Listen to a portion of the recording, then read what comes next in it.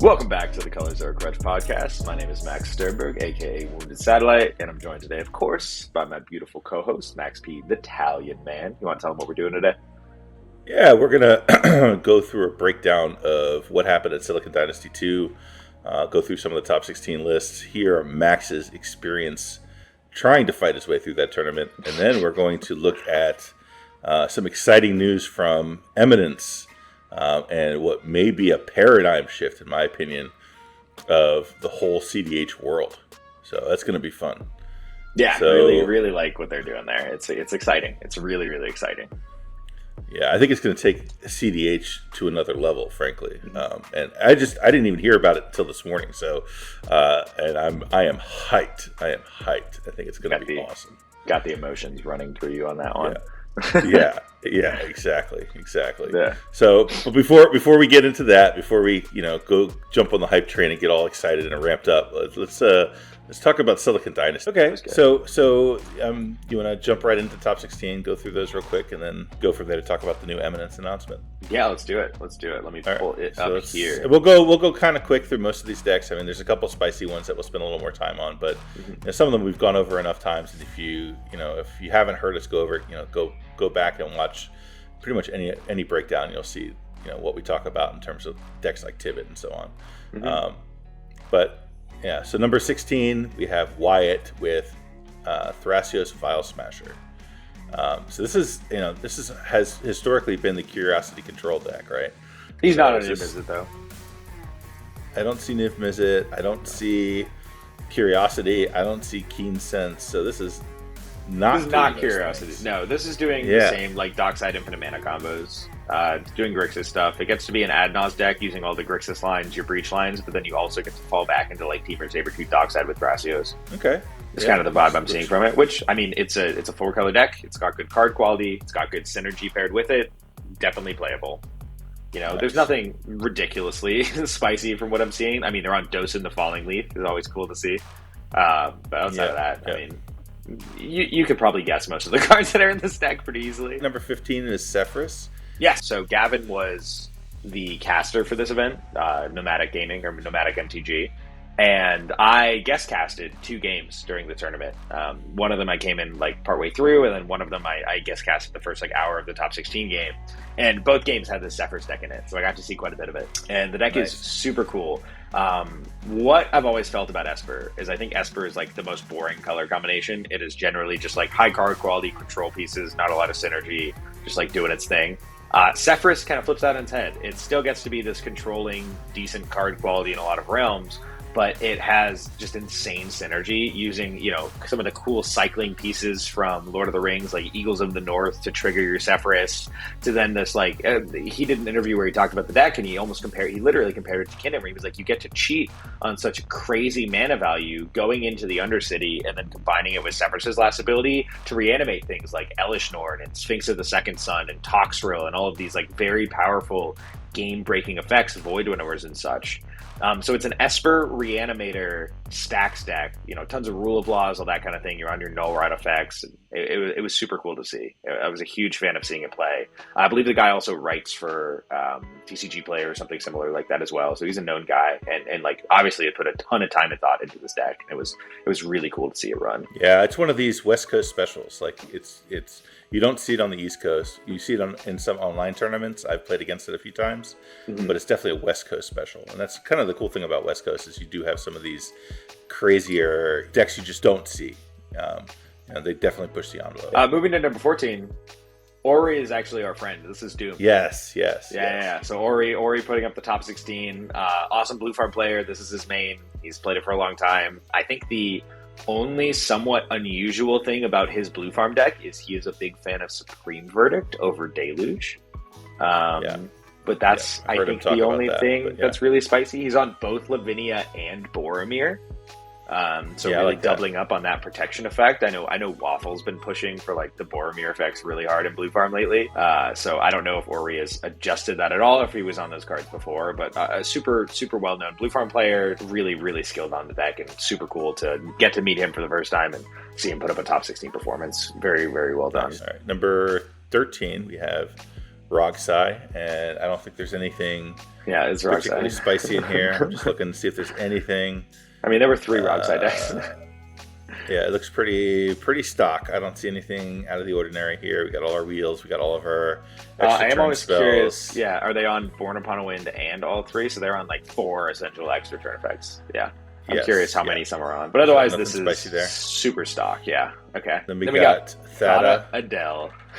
Yes. Love I've actually deck. seen this deck a few times. It's pretty sweet, actually. One ring, yeah, it's still your one ring. And I believe what's the win line in this again? I think it's is it well, there's infinite mana Jewel walking lines? ballista. Well, there's infinite mana walking ballista. There's Urza. There's like a bunch of different ways to close it out, but they all mind over matter. There's lots of ways to produce infinite mana, right? And I think the only pure win con I'm seeing is walking ballista. If I'm not mistaken, that seems like it's it. Well, and someone else's artifact. Someone else's. Yeah. You can use someone else's thing. That, of course, works as well. But I believe Walking Ballista is the only direct win condition in this deck, if I'm not mistaken. But it's always cool. It's interesting when you look at Thought Idel decks and you wonder how many of like the untap effects they're playing. So here you see they're playing stuff like Hidden Strings. What's really cool about that is that means they are a deck that is much more devoted to getting the One Ring. That is, they want to get the One Ring online and they want to draw their deck with it, which is also represented by, they're playing Mind Over Matter and stuff like that. Yeah, I'm reading some of these spicy cards like what is it? Aquatex Will. Quitter's Will. Aquatex Will. Yeah. Aquatex Will. There you go. A buddy I've played with for a long time on the Play to Win Discord, Brocalypse, has been playing Thought Idel since way before the One Ring was ever spoiled. So he is a long time, champion of this deck. And we joke about the card Aquatex Will all the time when people are like, "Oh, you don't know these CDH staples," because giving Island Walk is important sometimes. It's got to be yeah. That's right. And it's a cantrip essentially. Yeah, I've always also loved the card Retraced Image. It is mono blue ramp for your basic islands. Hey, it works. It works. It works. Yeah. All right. So moving on to number 11, we have Zane, the one and only Zane. On Rogsai, and let's see, was he running Grinding Station? That's the only question I always ask when I look at Zane's deck. Yeah, he loves and the answer is yes, absolutely, which I support. I think it's the right thing to do. So he told me he had not played Magic since the last time he played Magic. Like the last tournament he played in was the last time he played Magic. Yeah, that's typical Zane. Zane's like, I don't play Magic anymore. I don't play in tournaments anymore. Okay, fine, I'll play in this tournament. Oh, top 16. Yeah. I mean, he fell out of bed in the morning and wins. literally, he got in the night before at like 10 p.m. and he quoted it as, "I slept walking to top 16 on Rogsai." Yeah. Fine, Zane. All right. You don't. Good for him. I'm old. I need to sleep before the game, otherwise. Don't hate the player, hate the game. Zane's talented. It is what it is. Yeah. All right. Moving on, number 10, we got Yuriko. Yuriko's gotten a lot stronger lately. Here's my big question. Yeah, I've seen it more and more. He's not on Talion though. Good. Why would they be? I'm seeing it in every Yuriko deck lately. But yeah, I agree with you. I think it's terrible in Yuriko. Why would you want to use your mana on that? Yeah, they just want to draw enough. You draw enough cards. That's what your deck does. I don't know. Yeah. And it's not like if you ever ninjutsu and pick up your Talion, cool, it's a flyer. Why would you ever do that? Yeah. You're right. I agree. But yeah, it looks pretty stock. I don't see anything crazy in here. I'm just trying to see, is there anything nuts? The Yuriko deck? I think so. Yeah, it looks like standard Yuriko. Love Contagion. Yeah, like I said, it's been doing much better lately, and I'm not exactly sure what the shift in the meta was that made it better, but it's definitely playing better. I mean, it's maybe because a deck that gets to play Grafdigger's Curse Totem, Weathered Runestone, and yet they're not on those. Oh, they're not on those. They're on none of them. Okay, then this is in my opinion, a bad Yuriko deck, and I don't know what they're doing. Why would you not be on those? Very strange. In what world? I don't know. Wait, I'm actually curious. Are they on something where it gets shut down by those effects? What are they? I don't see anything. Okay, specifically the MDFC Agadeem's Awakening gets shut down by Grafdigger's. Oh, well, in that case. Moving on. The questionable Yuriko deck, but, worked for him. Glad they made top 16. Congratulations.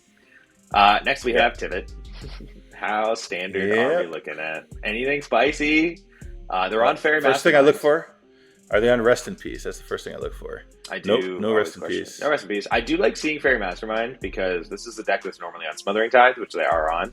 Smothering Tithe with Fairy Mastermind can be a little interesting at times.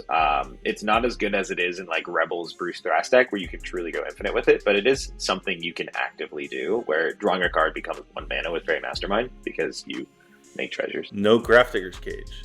Really? Okay, you know that, it's the West Coast meta. You are against Rogsai, and Grafdigger's Cage is really good against Rogsai.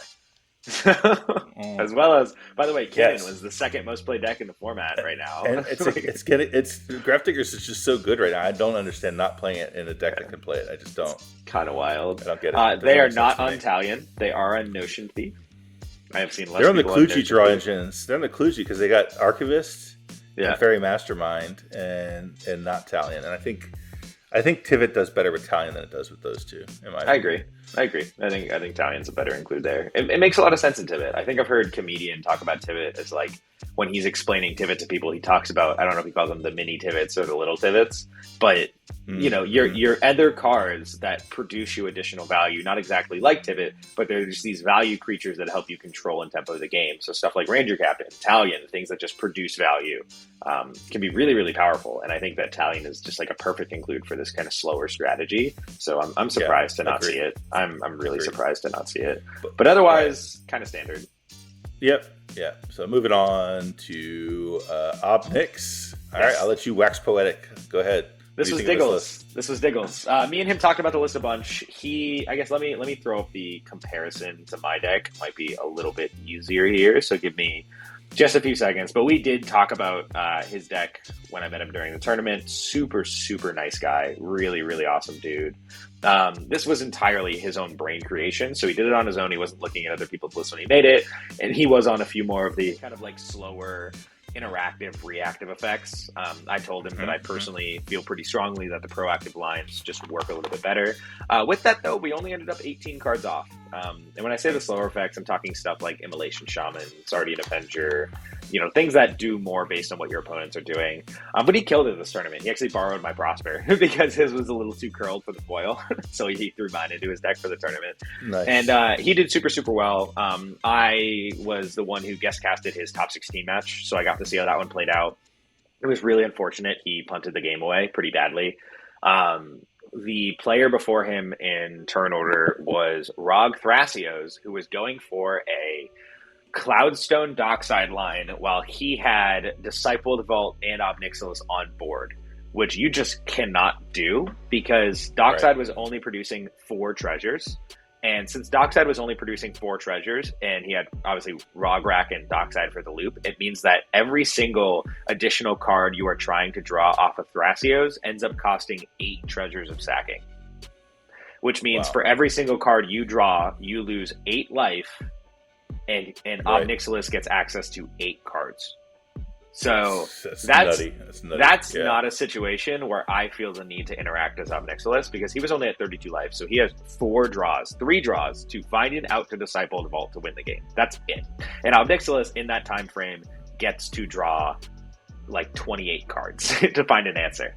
And what happened was when he had to crack a couple treasures to try and start the loop, the card he hit off the top in exile off the Obnixilis trigger was Tainted Pact. And so he fired off the Tainted Pact and he exiled the majority of his library to get to Deadly Rollick, which I felt was a punt. I come to find out he was willing to do that because one, he missed the fact that he was going to draw so many cards off the Dockside loop. And secondarily, because he had all one in hand. So he was thinking he just has the win in hand. It doesn't really need his library. He's got to get back to his turn. And he's just got to get back to his turn. And also important, the other card he had in exile was Urza Saga, which can trigger all one. So he ends up exiling all the way until the Deadly Rollick. Literally, like 75% of his library was and like all the win cons, which he already had set up, like Sensei's Top, Disciple the Vault, and Obnixilis. So all he needed was Prosper, and so like Prosper got exiled to the pile. It was super sad to look at from the casting perspective. And he gets back to his turn, and he misses 2 things here. First off, because he had all one in hand, which I didn't know till after the game. All he had to do, because no one had any interaction at this point, all he had to do was cast all one with the 5 mana he had on board and play the Urza Saga that he had in exile. I do not run this line because I do not run Urza Saga, but Urza Saga enters the battlefield and its trigger puts a counter on it, which triggers all V1. So he could have started the loop by just playing his Urza Saga as a land, and he would have won the game on the spot. So he missed that line first off. What he ended up deciding to do was play Urza Saga as a land from exile and then cast Bolas's Citadel from hand. Remember, he already has a Sensei's Top in exile here because he put the top on top in response to the original Dockside and then it got exiled to an Omnixilus trigger. So Sensei's Top is already there. So boom, you can win the game. He has 0 mana and he's just begging for free mana off the top. First card off the top, Praetor's Grasp. Loses 3 life, targets Zane. He is looking for Mana Crypt. And from the casting perspective, we're just like, he needs any piece of free mana. He plays his top, he finds a line, and he wins the game here. He's looking for Mana Crypt, and Zane starts laughing. The table starts cheering. The card Zane had drawn for the turn before was Mana Crypt. So it was in his hand. But so, but again, from the casting perspective, and as somebody who plays Omnixilus, I mean, you don't even need to play Omnix to know this, but I'm just like, okay, Mox Amber, Chrome Mox, Lotus Petal, whatever you need. Doesn't matter. Just get any piece of free mana, cast your Sensei Stop, find a line to win the game. That's where you're at. He, for some reason, missed the line that he only needed 1 mana to go off with top, and so he grabbed some like irrelevant counterspell or something like that. He was pretty disappointed after the game, and he took like full ownership over he missed the line. Kept such a positive attitude, though. I want to give him like the most props on just staying super positive, super happy with the experience. He was still so proud of himself for making it to top 16, and he said, "Hey, I'm learning. We're all learning. Nothing to be ashamed of here. You're only going to learn from your mistakes." So, like, genuine props to Diggles. He was such a wonderful person to meet over the event. I was a big fan. All right, moving on to Najila. And this is called more degenerate Najila things, but I don't see anything particularly more degenerate than Let me look. Well, okay, is he on Chatterfang? He is not on Chatterfang. Okay. This looks standard as fuck. Looks pretty stock. I don't see anything. He's not even he's got Born Upon a Wind, but he's not on Necropotence. What? Yeah. No? Yep. Okay, that's weird. So one thing I can say, when I was at the local tournament I played at a couple weeks ago, one of the player, I don't want to mess up his name, Varys. His name's Kevin, but he was on Najila, and he keeps track of his games. And he told me since the printing of Born Upon a Wind, his percentage of winning the game when he casts Adnaz versus casting Necropotence is now twice as high with Necropotence because of Born Upon a Wind. Yeah, I believe that. It's definitely something you want to have in the strategy, especially if you're already on Born Upon a Wind. Also because 100%. Najila is not one of those decks that like a lot of your win cons are Najila based, so Born Upon a Wind doesn't let you go infinite with Najila at instant speed. Obviously, you can do your brain freeze, breach stuff and your Torkoal stuff, all of that, of course. Your mono trails, that all still works, but I don't know. Half your win cons. Yeah, you're a combat deck, and Born Upon a Wind. That's the one thing Born Upon a Wind does not help with is combat. Yeah, so if you're going to play Born Upon the Wind, I don't know. So maybe that's why it's high. So maybe that's why Najila is just so good. Degenerate. That's why it's. I don't know. Yeah.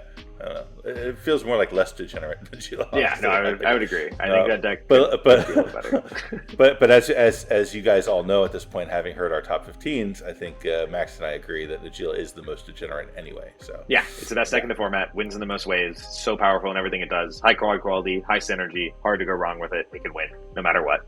Yes, agreed. All right, so moving on to number 6, we got another Blue Farm list.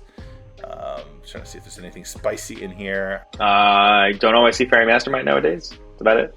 Yeah, Lavinia's I'm not a big fan of Fairy Mastermind, but honestly, Dothi, some people don't include Dothi. I'd say always include Dothi in Blue Farm. Dothy's good. I mean, just double pips. You know what I mean? Double black for that, double white for Ranger Captain, double blue for Thoracle. It can get difficult. It can get a little difficult at times. Even blue-white for Lavinia here, which I will say, I am on team play Boromir before you play Lavinia. The ability for Boromir to be sacrificed when it needs to be sacrificed, I think is so important, because I have been in countless CDH games where someone plays a Lavinia and it works as a defense grid and someone else wins. In fact, I try to use it that way all the time. One of my favorite plays is to actually clone someone's Lavinia and then kill their Lavinia and then just win. Yeah, it's super fun. But I mean, otherwise, I think obviously, it's pretty stock. Yeah, right? it's so good to protect you, but like the fact that other people need to interact sometimes, and there's so much free interaction. Like, I think Boromir's ability to just sacrifice himself is so good.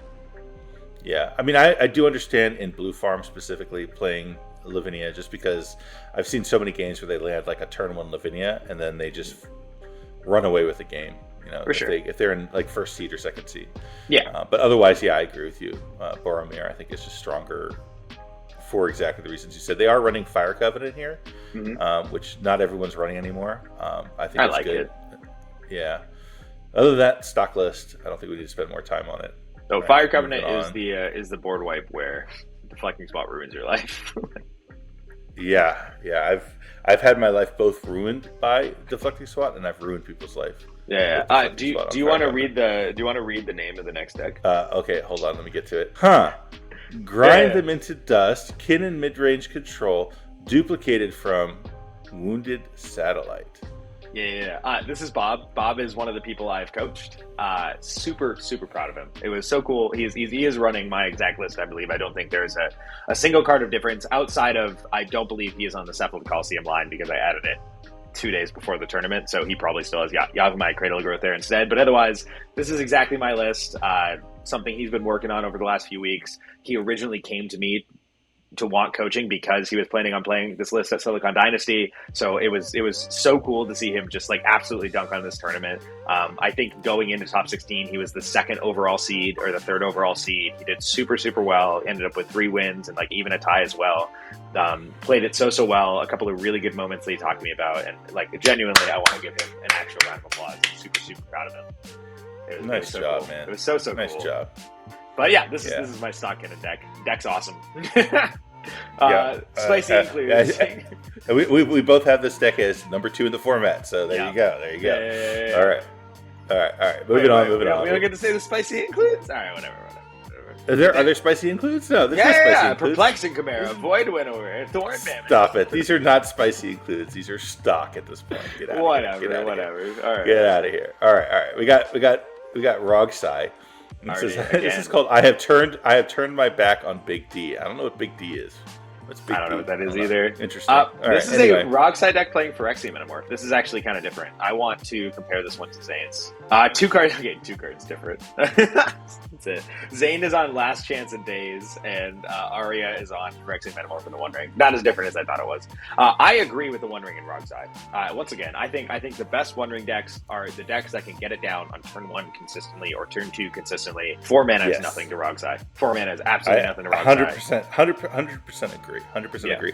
And it's also good in Rogsai because you're often the target and getting your butt kicked by attacks, and sometimes playing the One Ring, buying 1 turn is all you need, and you get back to your turn, ad nauseam win. Yeah. Right. So I think it's great. I think One Ring goes in pretty much every deck I can think of. The one exception I think is Obnix. I think it is overplayed a little bit at this point in the format. I don't know. It's like certain decks, if you're not a deck that can consistently get it down at a minimum on turn 2, I don't think you should be playing it. And I understand that every deck is on like Ancient Tomb Mana Crypt or like Mana Crypt, Mana Vault, whatever. That's not the point I'm talking about. I'm talking about decks that can consistently, almost regardless of their draw, get the One Ring down on turn 2. I don't think it's as good in decks. Like, if you're a deck that's normally playing it on turn 3, I do not think it's good enough. If you do not also have additional synergy for it. Like, if you are a deck like Thada Adel or a deck like Shurikai, one of these decks that's going to untap it and abuse it a bunch of ways, then you break those qualifications I just said. But if you're not a deck that's built around it with Seedborn or untap effects or whatever, and you're not a deck that can consistently get it down on turn 1 or turn 2, I don't think you should play the One Ring. That's kind of my cutoff. Okay. I mean, I don't know that I completely agree, but I understand where you're coming from. I think, my feeling is, when do you want to play with the One Ring? What point in the game? And I think, there's kind of 2 places to play it. One is really early, like you said, and the other one is late game when the game has gotten really nasty and grindy, and you need a way to sort of turn the corner and get ahead. And I think at that point, the One Ring can be playable. But I think you really have to ask yourself, okay, what do you want to be doing on turn 2? What do you want to be doing on turn 3? What do you want to be doing even on turn 1? And if the answer is I'm going to play explosive mana on turn 1 and turn 2, then the One Ring is good, right? Because it's something to do with that mana. If your game plan is, go ahead. What were you going to say? Well, I think going into your thought process, I lean a little more towards you want to get the One Ring down as early as possible. That is its priority goal in your deck. And if you are not doing that, its other things are just an upside that it has. And so, like, going on your question of let's imagine a deck that could not get it down consistently on turn 1 or turn 2, would you play a card that says 4 mana, gain protection from everything for a turn, draw 3 cards? Like, would you play that card in CDH in a deck? I do. Right. Okay. I played in Florian for exactly that reason, because sometimes that's what I need.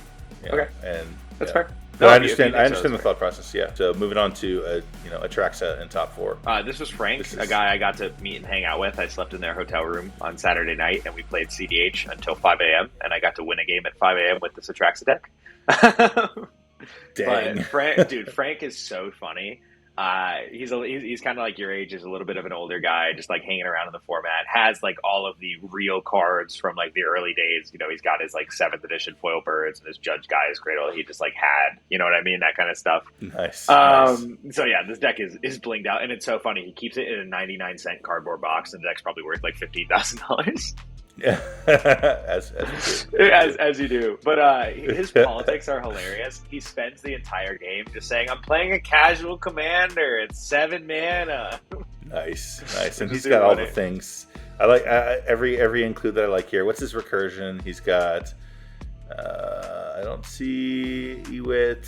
I don't see endurance. Does he? Yeah, Noxious Survival. Yeah. The one thing I do want to point out, I'm a huge fan of attraction players like the Grand Arbiter. He's on Grand Arbiter.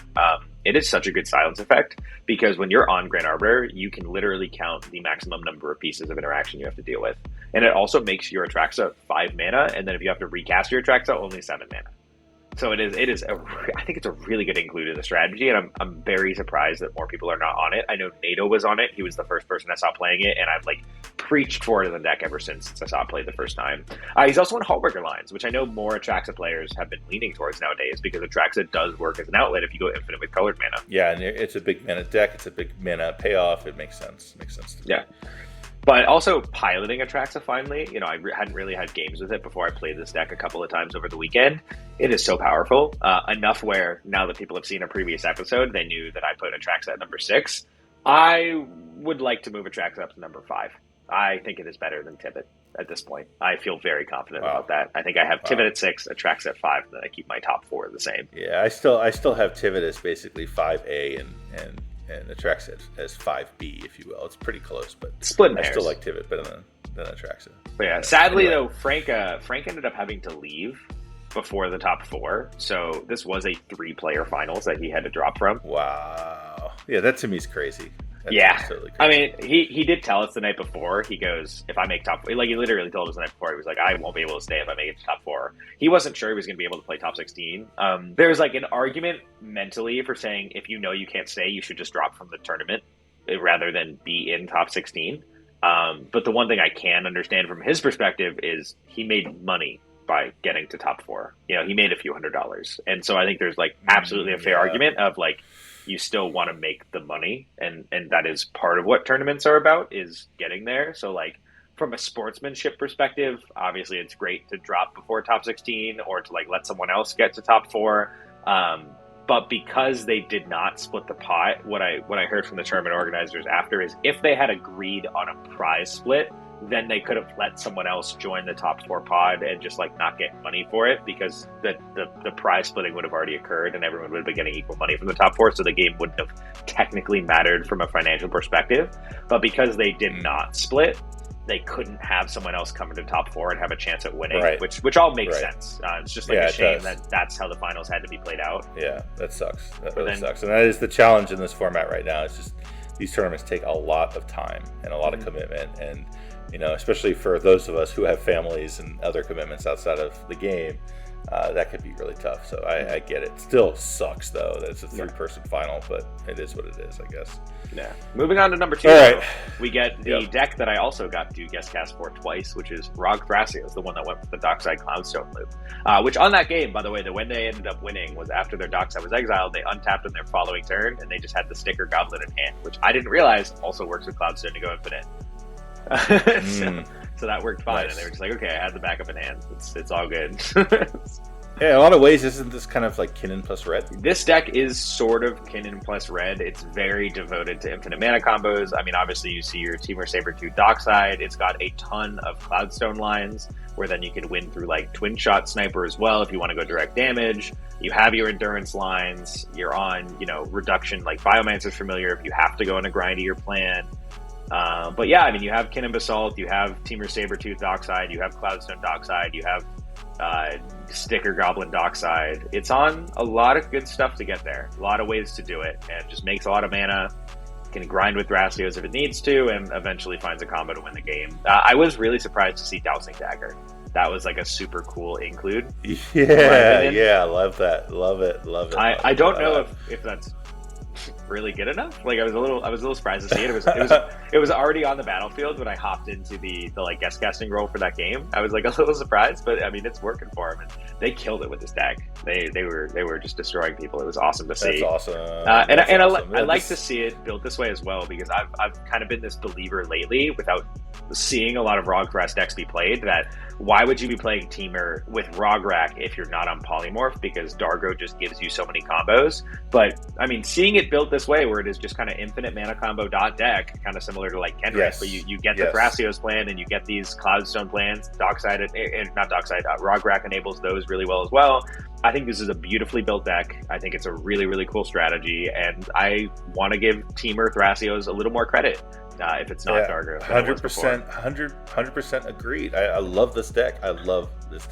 And I've looked at the polymorph variants before, and I just was like, that's sort of mid to me. This to me jumps off the page. This is a deck I think I would actually play. Like, it looks like a lot of fun. Really powerful. The teamer effects are being used to their maximum here, which is fantastic. They're running Colossal Sky Turtle, which I love. I did see that. Just damn, and they're running Subtlety, which at this point I love and have a include copy of. So this is a sweet deck. I really like it. There is one kudos more. To this guy. One more spicy include. One more spicy include I want to just shout out. Flame of Anor from the Lord of the Rings set, because Thrasios is a wizard.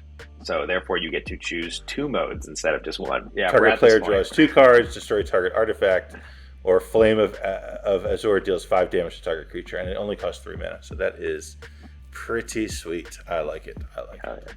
And all right. In first place, our Silicon Dynasty 2 champion, Owen Barry on Kinnan Bonder Prodigy. Let's fucking go. Kinnan gets the double game. Hey, Waffle. This deck clearly is an S tier. You're right. It's definitely not S tier. Definitely didn't just have 2 of the top 3 spots in the Swiss and take down the whole fucking thing. Yeah, no, clearly not S tier. It's okay to be wrong, Freedom. It's okay. Yeah, it's fine. Right. It's fine. I will say, this is obviously a little late, but the Mind Sculptors had their podcast where they broke down the top 10 tournament decks of September, and they had Kinnan at number 1. Just saying. Mm-hmm. Which, again, I did appreciate survey says Kinnan pretty good. Kinnan's pretty fucking good. I will say this Kinnan deck is different than my Kinnan deck. I talked with Owen a bunch over the weekend. He is on a proactive strategy. He wants to be winning the game as quickly as possible. I told him he should name his deck Catch Up Sleepin'. But it's really interesting, though, because when I have conversations with like Pingmeister and stuff like that, they're very much devoted to a strategy of like, okay, I'm on a proactive shell, so I'm not playing like endurance effects to have to like deal with my opponents. That's not my responsibility on the proactive plan. Owen's mindset is, I'm on a proactive plan, but I'm going to put in a few key pieces so I can interact and stop my opponents the correct way. Nice. And that's kind of his mentality and his focus. And it's awesome when you look at his deck list. He is, like, for instance, he's on a turbo strategy with multiple outlets, and he is running endurance. He is running Defabricate as a way to like stop a Thoracle trigger and stop certain, things in the format. But he's also on like all of the tutors, like Reshape. He's on a ton of outlets. He's on Agatha, Soul Cauldron, Stonework, Pack Beast, in addition to Mirage Mirror. He's really running this like, I'm gonna turbo. He's on Whir of Invention as well. He's on a bunch of outlets, a bunch of ways to get them, and then just ways to stop his opponents. He's even on Walking Ballista. Like this is a cool list. It's a cool list. It seems like to me is like this is a perfectly adapted list for the West Coast meta. Yeah, like taking Kinnan and knowing what meta you're walking into, making adjustments, and taking down the tournament. Not just taking down the tournament. He had 1 loss all weekend. Dude, he dunked on the tournament. it was wild to see. He was This is like man among boys kind of performance here. It just crushed everybody. Yeah, so, and for the record, just so you guys are aware, he is also the exact same Kinnan player who his deck has changed a little bit since his performance. He came in second at Surfside, so it's not a one-time performance for Owen Barry. Owen Barry is a talented, continuous Magic player who is dunking on people with Kinnan, and he's doing it his own way. I'd love to see it. So if you sit down at the table and you see Owen, you should definitely target him completely. No, leave him alone. Leave him alone. But it is cool. Like it is interesting when you look at the comparison. Like some of the cards from my list that he's not running, he's on none of the 1 mana green mana dorks. None of them. He's not on Bloom Tender. He's not on Nyx Bloom Ancient. He's not on Grim Monolith. He's not on Spellskite. He's not on Invasion of Ikoria. He's really not on the Seaborn plan. He is on Turbo Infinite Mana Combo. You know what I mean? Yeah. And that's great. So he doesn't care as much about his creatures at all. The one that's really shocking to me, I think two cards that are really shocking to me, given his proactive strategy, he is not on Tidespout Tyrant. I think that's good enough to be a second Hullbreaker, where if you want infinite mana combos, you also want Tidespout because you are on all the rocks. So I think that one has a reasonably fair argument. And he is not on March of Swirling Mist. March of Swirling Mist is just like the best get out of jail free card, because if you're on infinite mana combo deck and you're trying to do those strategies, you need to get rid of Ranger Captains, you have to get rid of Collector Roofs, you have to get rid of all these random things that might just stack up on the board, and March of Swirling Mist is just like a free way out, where you can just end step before your turn, get rid of everything, and then win the game. And I think that this is a pretty good shell for that card, so I'll probably recommend that one to him. I know I talked to him and I said, let's do a brewing session, so I'm curious to pick his brain and see what his thought process is on certain things. Very cool. So that's it. That's the top 16. Woo! Very, very cool. Yeah. So with that, let's segue right into the huge announcement from Eminence. TopDeck Championship Series. So the TopDeck Championship Series is an EDH tournament circuit that will run from November of 2023, assuming that means the 8K event that's going to be happening down in Atlanta, which, by the way, I will definitely be at. I think you'll be there as well. So if you see us there, please come say hi. Play some games with us, have some fun. So it runs from November of 2023 till August of 2024, at which point there's going to be a invitational, which will be the top 64 players that have earned points through this circuit that they've set up here.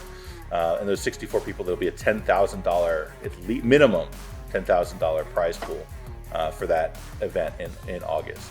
So the way they're doing it is they're going to have, looks like 5 tiers of tournaments that you can earn points, bronze being local events. And I think the way that they're going to do it is they're going to have LGSs and people who are hosting tournaments register with their with this program, and then you'll have an opportunity to win points by top 16 and so on at those local events. Then there's going to be silver, which is 32 plus events. Those are going to be presumably smaller hosted events, but not LGS kind of things. I think silver is mostly still going to be LGS. Yeah, but I would say bigger LGSs. So sure, you've all, a lot of people have been to these events where it's like win a duel and there's like 30 or 40 people at the event. Yeah, that's the kind of event that I think falls into silver. Then you've got 60 plus emerald, right? The webcam events are going to fall into that category most likely. They're going to have some strict requirements, which is good. Thank you. I mean, that's Mox Masters and Chaos in that realm is going to be an emerald. Yep. And then we've got gold, which is 60 plus. So these 64 plus tournaments, Fishbowl, I think falls into that category most of the time out in San Diego. But and like if you go to the Mana Vault out in Wisconsin, they hold like 64 person events all the time. That seems like the gold events. And then of course platinum is the big mega events like Silicon Dynasty 2, for example, falls under this category. Mm-hmm. And then what they're going to do is, they've got a whole point breakdown here like local events, you get 70 points for a win, you get 5 points for top 16 and 30 points for top 4ing, all the way up to platinum where you get 500 points for first, but you automatically qualify. So if you win a platinum event, you're qualified for the invitational period. Mm-hmm. And then you get 350 for top 4, 225 for top 16, and then presumably as the year progresses, everyone's going to be earning points at all these different events. There's going to be a leaderboard that they're going to post, and the top 64 players at the end are the ones who get to go to the event. So it is a combination. Yeah. So the way you qualify, it is up to 56 players based on points. Then it can include players who just win direct platinum events. So if you win any platinum event, no matter what, you're qualified. And then they also have a wild card slot where people will be able to vote for a few players to be able to join at the end. So that would be like some fan favorites where I'm sure if for some reason someone like Comedian didn't compete in any of the series and didn't earn points, fans would be able to like vote them into the qualifying tournament, the invitation. But it's going to be 56 of the 64 slots based on the leaderboard, and then direct people who won events, and then wild card slots. Amazing. I think this is freaking amazing because it adds so much more meaning to every event you play in, right? It's going to, like, you're going to be after points all the time. It adds extra weight to each tournament. And it creates an opportunity to really grind, like, enter more tournaments, play a lot more. You're going to see a lot better players at these tournaments now because everyone's going to be incentivized to be there. This is great.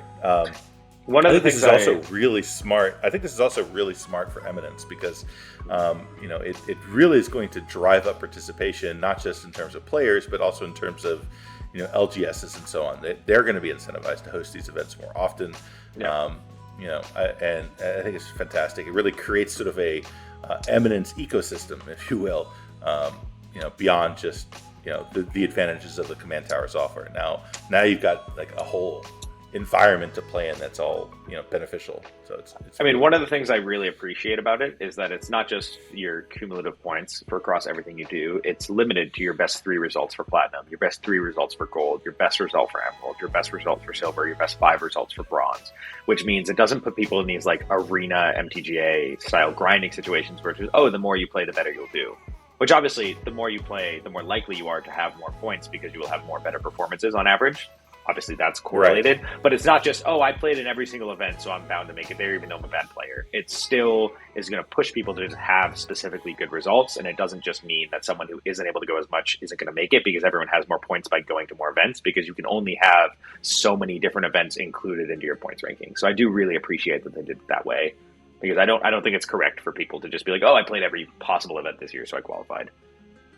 Yeah, agreed. Because, you do earn points, for example, like you don't even have to make top 16 to make points. If you're playing in a platinum, gold, or emerald event, you can earn points just for getting top 32. You can even earn points just for getting the top 64. Yeah, not many, but points some. Are very, yeah, but some. But theoretically, someone could be like, okay, I'm going to play 100, emerald events this year and just rack up points, just basically winning a game or two. Well, no, now they can't do that. Yeah, you can't. Right, that's what I'm saying. Yeah. So you can't do that. Right. So that's great. I think they did a really good job putting this together. So kudos to Eminence. Well thought out. I'm surprised. Really Sorry. Yeah. I'm a little surprised that it's only your best emerald result. I'm surprised that, like, I understand it's a little bit more. They want to focus on like being partnered, and obviously they want to promote themselves a little bit more. So it's, your best 3 results from platinum, which is their events, your best 3 results from gold, which are the partnered events. I'm surprised it is only best result from emerald, because I think the ones that give the most participation overall are the Mock Masters and Chaos Series. So I don't know. It's a little bit off to me that it is only your singular best result from those tournaments. I think that's a little unfair. Like, they're still very good competitive events that show a lot, and I think that they should also be your best 3 results from Emerald, because that's the one that people have the most access to.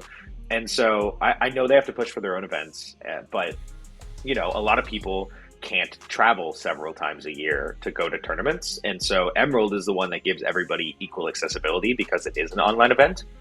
And I don't know. It feels little unfair for me for them to cut it off at just one performance from Emerald. That's fair, but I also think that right now online events have some issues, and I think it makes sense to me to sort of be a little cautious about how much includes there. Although maybe 1's too low, maybe 2 would be better. I don't know. We'll have to see how it shakes out. But I think going forward, not just this year, but in subsequent years, they're going to be able to tweak this a little bit more. But I think this whole idea has some serious legs, and I think hopefully it just becomes the norm. Like, this is going to be every year, and it's just a matter of tweaking it to reflect where we are as a community and where people can participate. So I think it's not perfect. It's not perfect, but I think for a first crack at it, I'm really impressed. Yeah, overall, good job. Definitely a fan of the idea, and obviously some adjustments will have to be made. It's the first time they're doing something like this, but I love the idea. Love the idea. It looks like they even have a little clock here where they show like the current prize pool, and as of this recording, the current prize pool for the Invitational is $10,600. Where's just that? Announced it, so toward the right above the FAQ. I have it on my screen. You guys will all see it. Okay. I don't know where that is, but sure. Yeah, it says 10,600 and says as more partners join, the prize pool will increase. So that's cool. I expect to see that number go up. It'll be fun. Okay, so I think that's it in terms of this. Do you want to talk about anything else before we call it for today? Oh, do you want me to rant about the politics for 1 second? Yeah, that's what I'm trying to get to. Yeah, I got you. I'm giving you an escape button, so you could be like, "No, okay, we're good." Okay. I will just or you could just a personal frustration here of something I've been dealing with, not just in tournament games, but just in like games I'm trying to play casually lately. I get it. Like a lot of people have put up really good tournament performances lately, and if you're in games with these people like me or anyone else that has like had a bunch of recent success, it is really fucking annoying when you use our recent success as politics against us in a game. Has been something I've been coming up with a lot, where I was in casual games before Silicon Dynasty, and people were like, see, this is why he has this win rate on Kinnan. Like, don't listen to anything he says, or all that kind of stuff. Or, oh, we don't want to lose to Wounded Satellite. Like, so, like starting the game with let's not lose to Wounded Satellite. When I'm playing Magic, I'm playing Magic because I enjoy playing Magic, and I would really appreciate if people could just play games correctly using the actual context of the game we are in.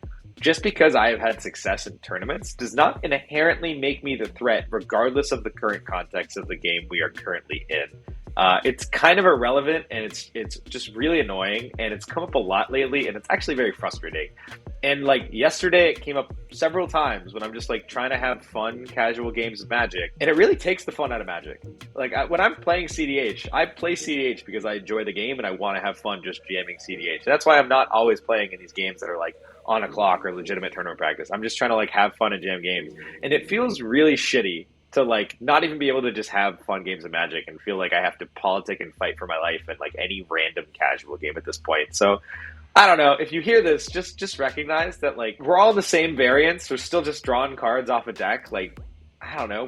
We're people too. don't just like, like I don't know. It's really annoying. I don't know the proper. Do you have any words for this? I don't know how to properly describe it. I understand where you're coming from. I don't know that I have a specific word for it, but it is, you're being targeted because you're recognized. Like, people know that you play well. People know that it's like you go to a poker table, and like if you can't spot the sucker, then you are the sucker. In this case, it's the reverse. You can spot the shark at the table, and you're the shark at the table. Everyone else may or may not be sharks, but they know that you're a shark, so they all get terrified and play accordingly. And I understand that. I understand where that comes from. But let me tell you what happens, guys. When you do that, you lose games, right? Because you overexpend resources, you respond to threats that aren't, the threats that you need to be responding to, and you stop Max here from winning, and you make Max sad, you make Max not enjoy Magic as much, and then you still lose the game. I'm not trying to sound like a whiny bitch. Be careful. The overall reason for it is not just to save my feelings. It is for what you said. It's like you don't force of will my turn one Kinnan, because then you have the force of will for someone's actual win attempts. You know what I mean? Like, it's, which I understand. I won that 100%. Game, so it sounds whatever. 100%. But like, it's don't blow your interaction for no reason just to stop someone because of who they are. That's not the correct way to play the game. I will say it's smart to be aware. It's smart to look 100%. Over there and be like, there's Max. Let me think carefully. He probably kept a good hand. Number one, he probably didn't mull it to something stupid. Although maybe he did. That could happen. But he probably didn't. So yes, be aware. Think about what could happen, but don't over-respond. You don't kill things that you don't have to kill. Don't force things that you don't have to force. Play smart. The threat assessment game stays the same. It doesn't change just because you're sitting across from someone like Max or, say, Comedian or, Brian Koval or whatever. You need to be wary, but you still have to, be measured and not over-respond. Yeah. And I want to be very clear. I'm not saying do not interact with me. You 100% have to interact with me. When I am the problem, deal with me 100%. My frustration lately has been people who are the problem. An interaction piece gets used on me for no reason, and I politic to be like, this person is obviously the threat, and the response I get from that person is, we need to beat you, you're obviously the threat because of who you are. And I'm like, that just doesn't make sense. So that's my frustration. Yeah. Well, I think the key is just keep doing 1 and 4 on day one of tournaments, and then people will start leaving you alone. Yeah, right. Really enjoyable. I good rant. I think everything you said makes sense, and your dogs even agree. So thank you, CP. Yeah. So anyway, thanks for joining us again. This was a fun talk. Hopefully you all enjoyed it. I think we'll keep bringing this content, bring some special guests on periodically. I think we're having fun with that. So if you enjoyed this, please like and subscribe. And Max, you want to take us out? Thank you once again for listening to us on Colors Are a Crutch. My name is Max Sternberg, aka Wounded Satellite, and I'm joined by my wonderful co-host, Max P, the Italian Man. See you next time. The Italian Man. The Italian Man. Later, guys.